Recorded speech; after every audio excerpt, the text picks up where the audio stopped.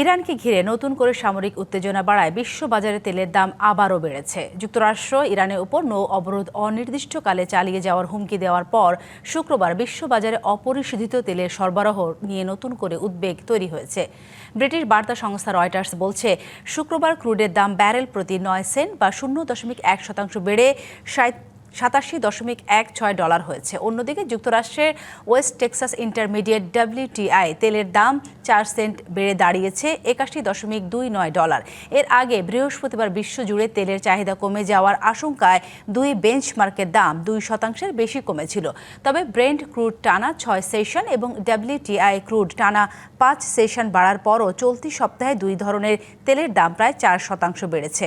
এদিকে ইরানের আধা সামরিক বাহিনী বাসিজের প্রধান হোসেইন তাইয়েব বলেছেন, হরমুজ প্রণালী ইসলামী প্রজাতন্ত্রের ব্যবস্থাপনা ও নিয়ন্ত্রণে রয়েছে। নগদ নিয়ে এলো হার না মানা হার অফার। সর্বনিম্ন 10,000 টাকা রেমিটেন্স নগদে পাঠালে থাকছে স্বর্ণের হার জেতার সুযোগ।